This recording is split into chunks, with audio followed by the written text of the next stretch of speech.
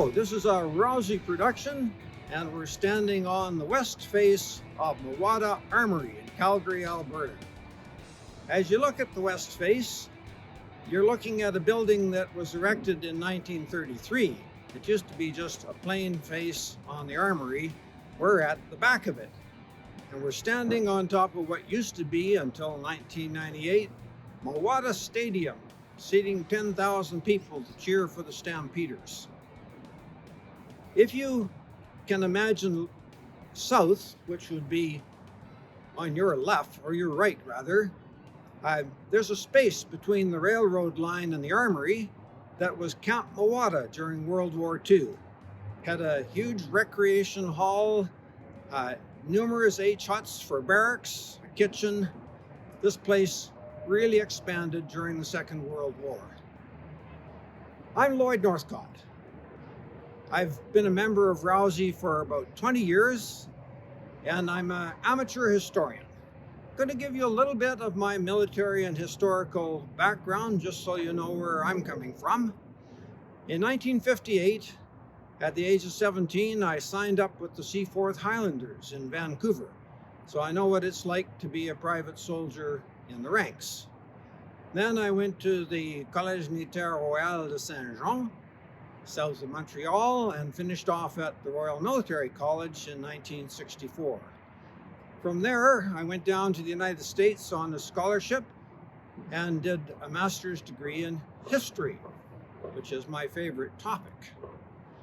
Then I joined the Vandus for about 15 years, retired, and became an Anglican priest. While I was studying theology, I was a company commander with the Seaforth again. And as soon as I got a parish in the interior of BC near Trail, I linked up with 44 Field Engineer Squadron and became their padre. So all in all, I spent about 20 years in the regular force and 20 years in the militia. Now I want to take you on a tour of Mewata Armoury. We're now in the rifle range underneath the east block of Mewata Armoury. It's the basement, and as you see, it's a bit of a dungeon. You see the little light that comes in from that window up there, but this was just a 25-yard range, and it was not intended that people live here or anything like that. But in 1920, it was turned into a barracks, and 50 Strathcona troopers lived down here in the dungeon, and they were not happy about that. Meanwhile, upstairs, the reserves were not very happy because the Strathcona permanent force people were taking over their offices and classrooms. They were busy building a kitchen and dining rooms, and they had taken over. And before very long, they all went upstairs and left this dungeon to the militia. So people like the Calgary Regiment had to locate down here just for storage, and they could use the drill floor on parade night. That was about it. How did this turn of events come to be? So let's start at the beginning.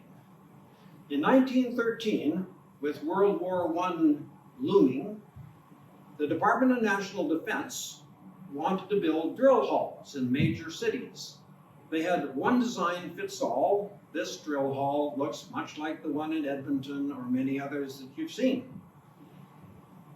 The city was to offer the land, and D&D was to build the building. But the building was to be shared with the city because the city didn't have a major exhibition hall, and it was the city's land. But D&D had the use of it, and initially it was just known as the drill hall. That's what's carved in stone above the entrance. However, it was at Mewata Park with Mewata Stadium, seating 10,000 people.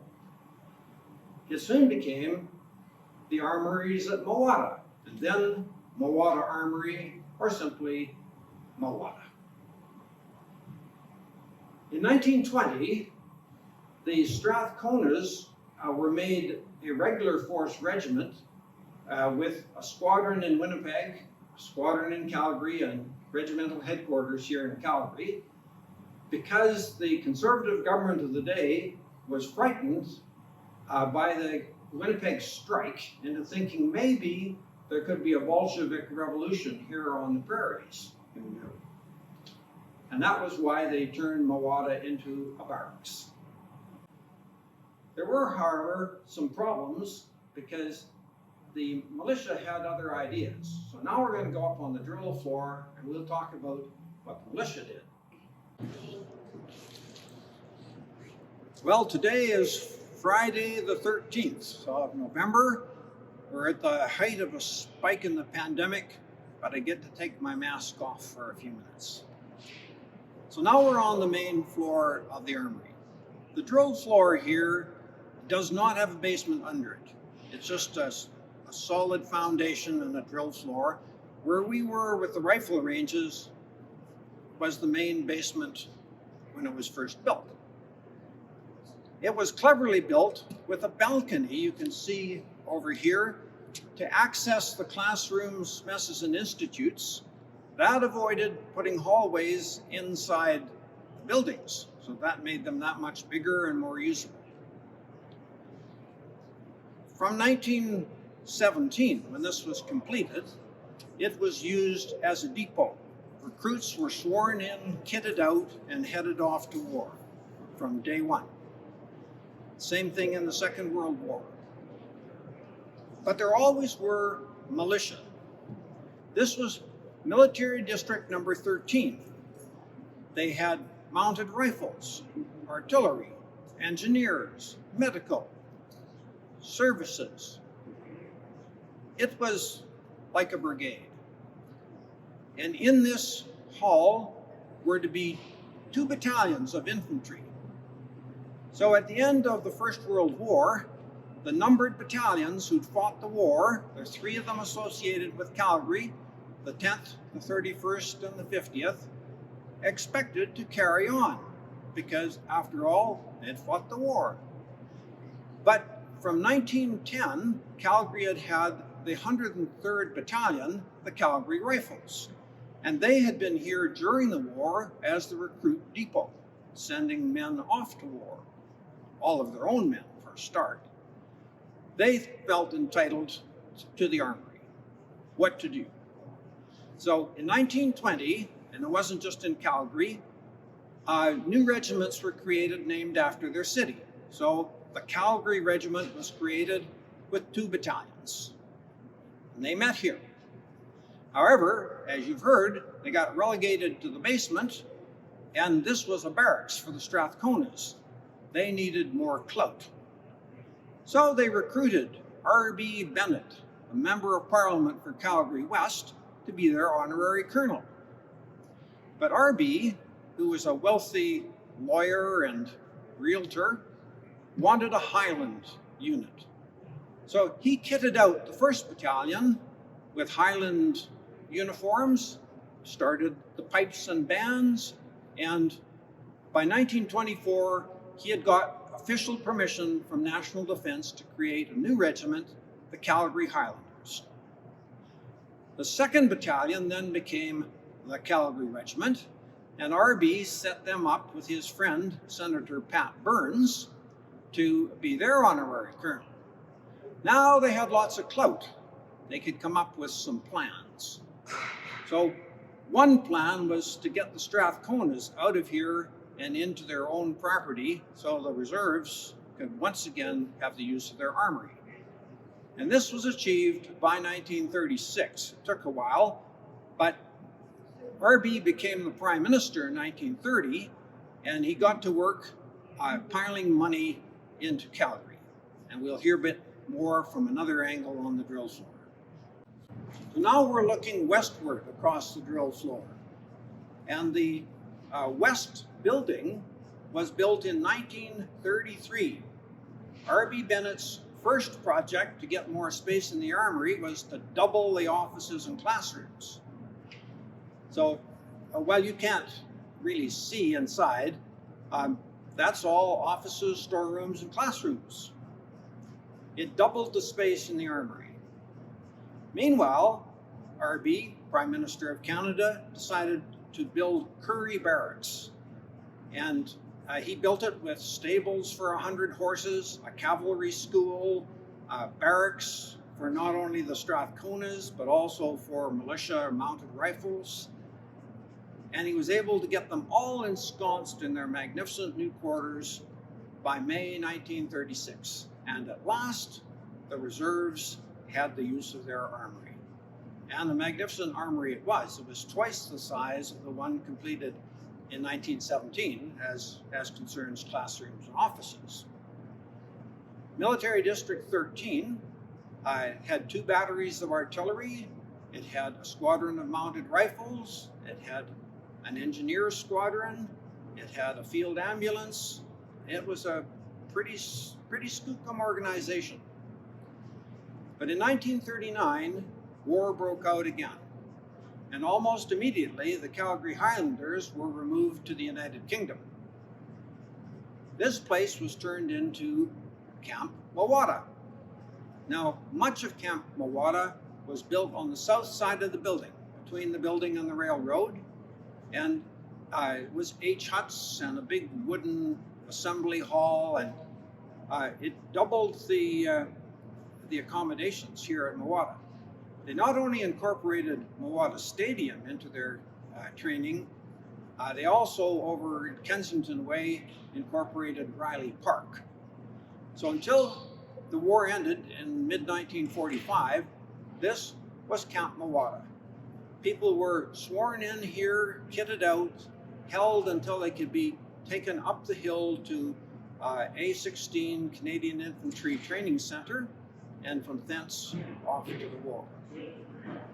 So now we're going to go up and look where the Royal Alberta United Services Institute has hung out since 1920.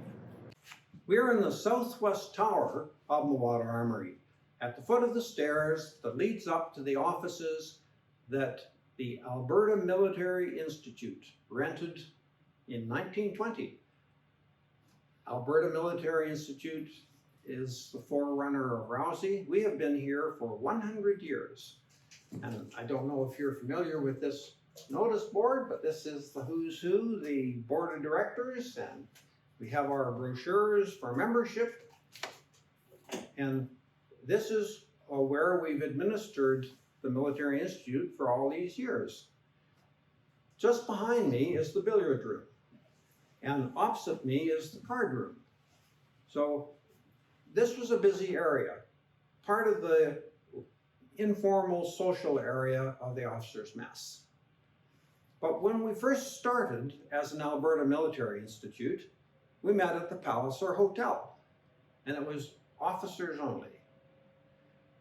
We had many speakers, about 2 every month, and at various venues downtown, but mostly at the Palliser. On the 11th of November, 1920, Armistice Day was marked with a military ball at the Palliser, organized by the Alberta Military Institute. Officers only.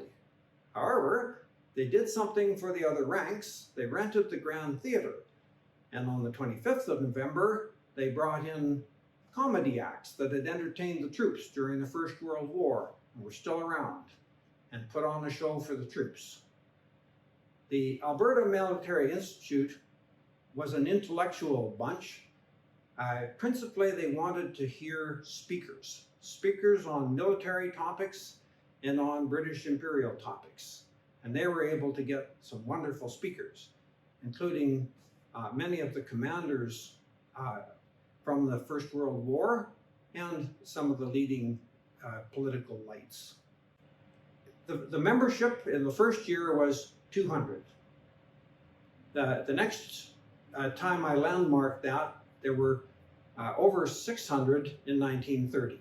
So clearly the Military Institute was popular and grew every year. I think the format remained much the same.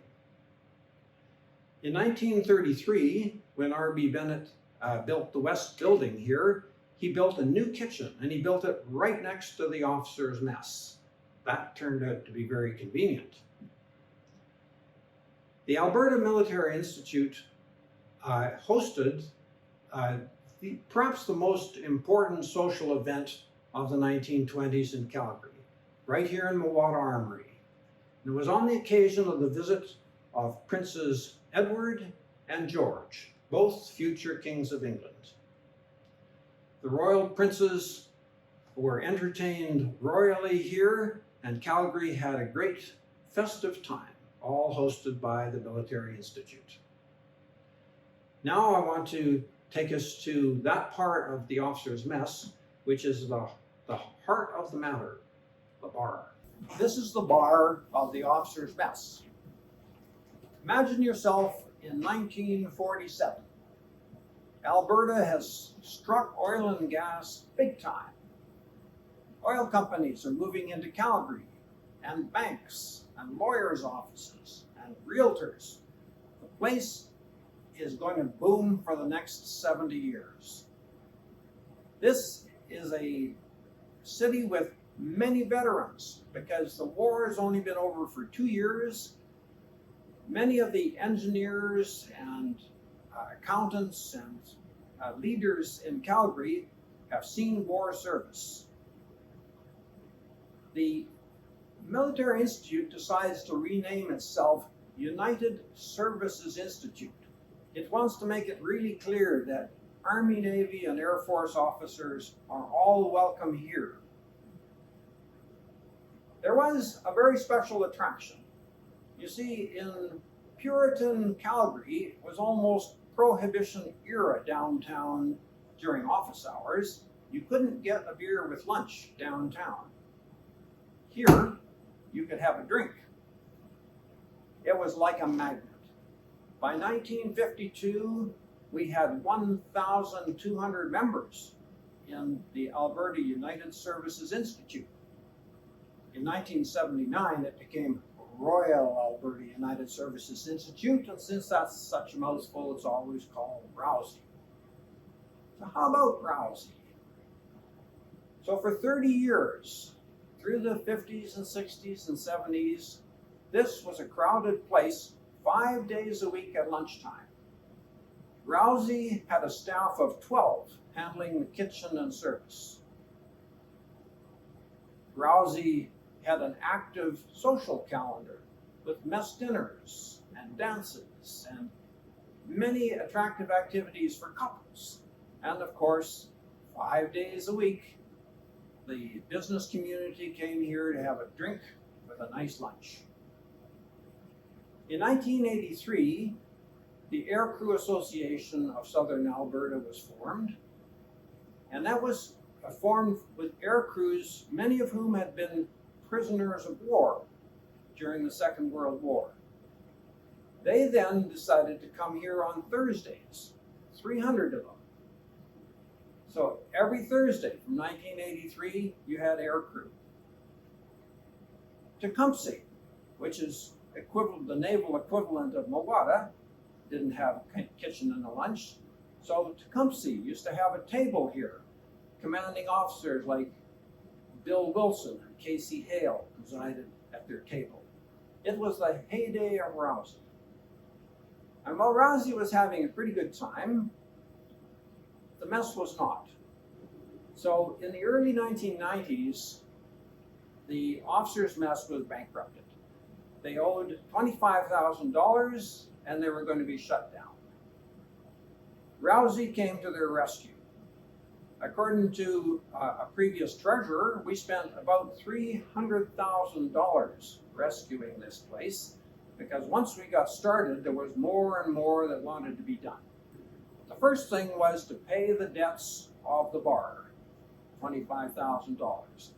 Then to underwrite the bar such that if the bar ever made a loss, RAUSI would always make that loss up. And if it made a profit, the profit would go to the bar. That kept the militia happy. This place was used on parade nights, of course, by the militia units. But the big dynamic was at lunchtimes when RAUSI was here. So they made themselves comfortable. We put in an elevator for our aging members. We built a women's washroom. We put in air conditioning. We replaced a lot of the furniture, fixed up the fabric of the place. We completely renovated the kitchen. It was a really big deal. And by the mid-90s, it was complete. However, the World War II veterans were pretty well gone by then. The World War I veterans were gone. The World War II were getting on too. And our numbers were starting to decline. Just because people were no longer there. And our base had been veterans. And so we started to reach out as much as we could to civilians who were interested in supporting the military, and to cadets and anyone else that might have an interest in the military family. So now I want us to go over and take a look at RAUSI's corner in this officer's mess. This is RAUSI's corner in the officer's mess. We no longer occupy the place like we did just after the Second World War. Times have moved on. We're more likely now to have lunch at the Danish Canadian Club or somewhere else. The kitchen no longer operates. But there's a new generation of heroes, the men who fought in Afghanistan. And they've decorated the mess according to their taste, and it's our privilege to come up here quite frequently, not during the pandemic. But they allow us our corner here, and we keep our offices in the tower. This marks 100 years of the Military Institute in the Mewata mess. Thank you.